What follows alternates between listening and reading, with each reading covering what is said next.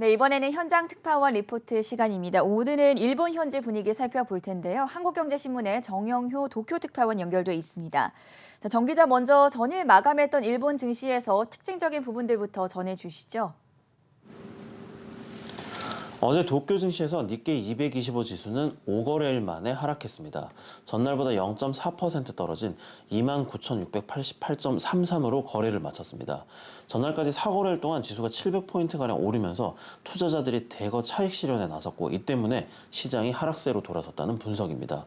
외환 시장에서 엔화 가치 약세가 이어지고 원재료 등 수입 물가가 상승하는 것이 기업 실적을 악화시킬 수 있다는 우려도 시장의 악재로 작용했습니다. 이날 외환시장에서 달러당 엔화는 114.8엔으로 4년 8개월 만에 최고치를 기록했습니다. 엔화 가치가 그만큼 떨어졌다는 의미인데요. 이 때문에 수입 물가의 영향을 직접적으로 받는 철강과 펄프 등 소재 관련주, 그리고 항공주 등의 주가가 크게 내렸습니다. 도쿄 증시 일부 시장 상장사의 80%인 1,706개 종목이 하락했습니다. 오른 종목은 410곳에 불과했습니다. 유니클로의 운영사인 패스트 리테일링이 1.3%, 일본 최대 인재정보회사인 리크루트가 4.6% 하락했습니다. 일본 최대 공조회사인 다이킹과 2대 통신회사인 KDDI도 각각 2.1%, 1.5% 떨어졌습니다. 네, 5거래일 만에 하락으로 전환된 일본 증시 마감 상황에 대해서 자세하게 살펴봤고요. 좀 더 거시적인 경제 상황까지 진단 들어보도록 하겠습니다. 아무래도 올림픽 효과를 기대했던 일본의 3분기 경제 성장률이 마이너스를 기록해서 우려감이 컸는데 현지에서는 어떤 전망들이 나오고 있습니까? 네, 일본 경제가 도쿄올림픽 특수를 누리지 못하고 두 분기 만에 또다시 역성장했습니다. 이번 주 월요일이었던 15일, 일본 내각부는 올 3분기 실질 국내 총생산이 전 분기보다 0.8% 감소한 것으로 잠정 집계됐다고 발표했습니다. 이 같은 경제 성장률이 1년 동안 계속된다고 가정한 연율로 환산할 때는 마이너스 3.0%로 전문가들의 예상치 마이너스 0.7%를 크게 밑돌았습니다. 지난 3분기 도쿄올림픽, 패럴림픽을 개최했지만 경제 성장에는 보탬이 되지 못했다는 분석입니다.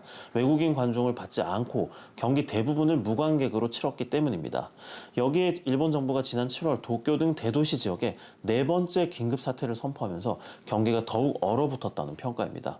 전문가들은 긴급 사태가 해제된 10월부터는 소비가 회복되고 있기 때문에 올 4분기 GDP는 다시 증가세로 돌아설 것으로 예상하고 있습니다.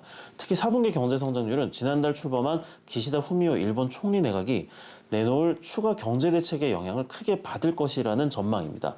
기시다 총리는 조만간 40조엔 규모의 코로나19 경제 대책을 발표할 계획입니다. 현재 일본 경제 상황으로 봤을 때 여러모로 분발이 필요한 시기라는 생각이 들었습니다. 특히 최근에는 일본 정부가 반도체 산업을 적극적으로 지원하려는 움직임을 보이고 있다고 들었는데 마지막으로 이 내용까지 들어보도록 하겠습니다. 일본 정부는 외국 반도체 회사가 일본에 공장을 신설할 때뿐 아니라 기존 반도체 공장을 업그레이드하는 기업에도 보조금을 지원하기로 했습니다. 세계 최대 파운더리 업체인 대만 TSMC의 생산 공장 유치를 계기로 일본 반도체 산업을 부흥시키려는 정책으로 평가됩니다. 구체적으로는 최신 반도체 장비를 도입하거나 방화 대책 등에 투자하는 기업의 비용 일부를 일본 정부가 분담할 계획입니다. TSMC가 구마모토현에 세우는 반도체 공장에 투자비의 절반을 지원하는 보조금과는 별도의 제도입니다.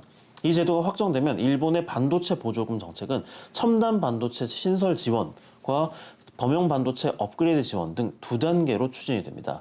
기존 공장을 업그레이드하면 제품의 불량률을 낮춰 생산 효율을 높일 수 있고 화재나 재해로 반도체 생산이 중단되는 상황을 막을 수 있다는 게 일본 정부의 설명입니다.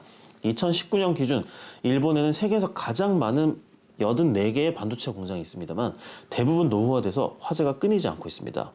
기존 공장 업그레이드에 보조금을 주면 기업들이 노후한 공장에 재투자하는 대신에 동남아시아나 중국으로 생산시설을 옮기는 것도 막을 수 있을 전망입니다.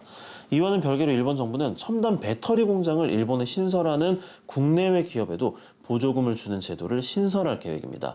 경제 안전보장 측면에서 자국 산업을 보조금으로 육성하는 데 총력전을 벌이는 모양새입니다.